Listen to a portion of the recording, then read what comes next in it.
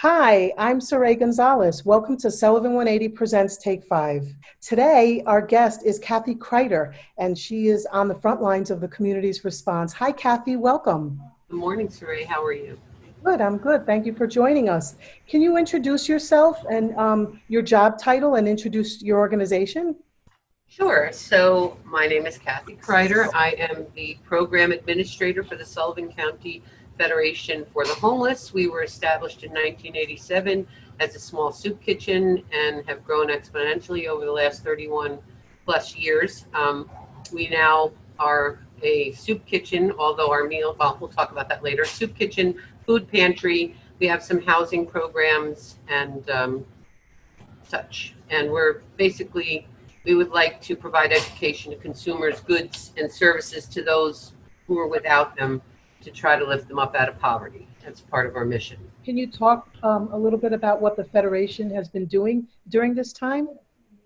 Sure. So early on, March 13th, we made a decision to shut our dining room down to the public and to not allow folks to come inside. We had a clothing corner where folks could come and kind of shop for clothes, but we had to get rid of all that stuff. And we started to serve all our meals out the door. So everything is wrapped, everything was to go. We're still continuing to do breakfast and lunch, but as time went on, we saw a big drop in the numbers for breakfast. So we have kind of suspended that for the moment. It's not going away. We're just not doing it at the moment.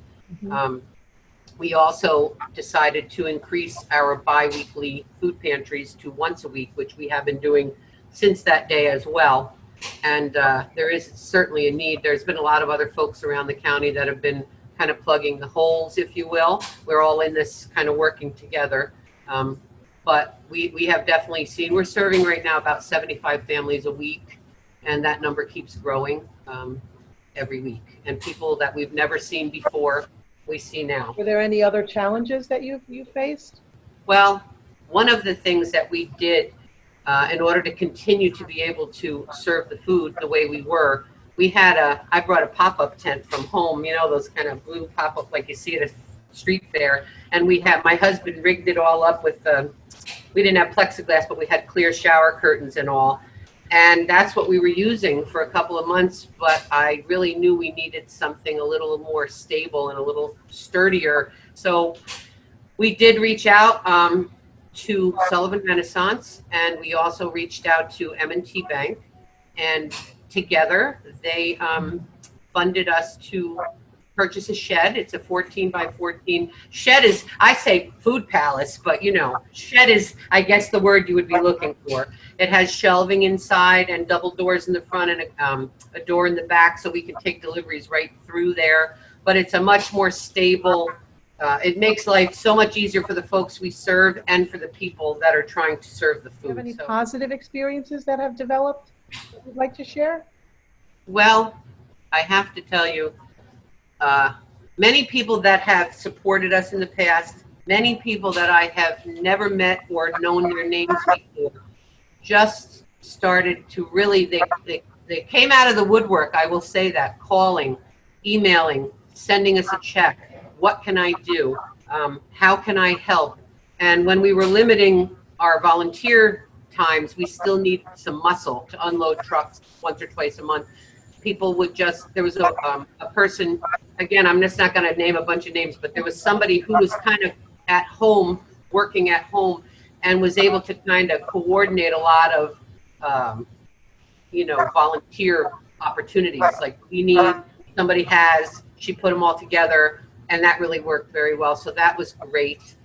It was just it was a very lonely time here for a while. Sorry. It was very difficult for a while, and so many people made it less difficult just by a word or a thought or a good deed. And here we are to tell about it, so that's a wonderful thing. What can the community members do to help your organization? Twice a month, it's generally the second Tuesday and the third Tuesday of the month, we have big deliveries that we could use a little muscle for an hour or two to unload and help folks, load their cars or whatever. That's one thing. Certainly, we would welcome any monetary donations. If you go into ShopRite in Monticello, they have like a paper bag with a little note on it that tells you what you could purchase and put in there, and that's sent to us. Right now, we're really only accepting donations of food if they come directly from the food bank, our food partners, directly from the store. So how can folks, if they want to donate, can you, is there a number, an address that you could share with us? Well, you can go to our website, Great. which it's not a fancy website, but it is there. And it's www.s like Sam, C like Cat Federation.org. And when the first page comes up, if you look, I think a little to the left, there's a button right there that says donate, and you can click on that, and it'll take you right to where you need to be. And one more thing I would like anybody who's listening just to know, the name of our organization can sometimes be a little bit of a misnomer, because someone who might need a little extra help with food might think, oh, well, I'm not homeless, so I can't go there.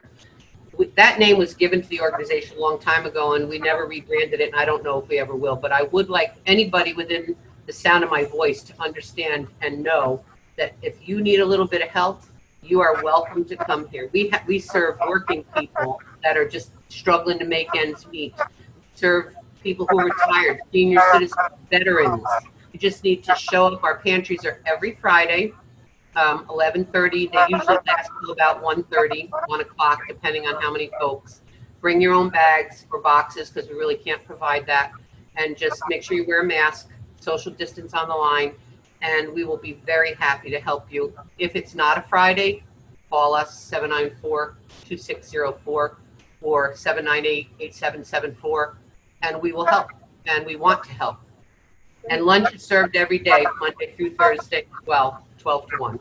I really thank you for the opportunity. Yes, To and do thank this you. today. Thank you for joining us.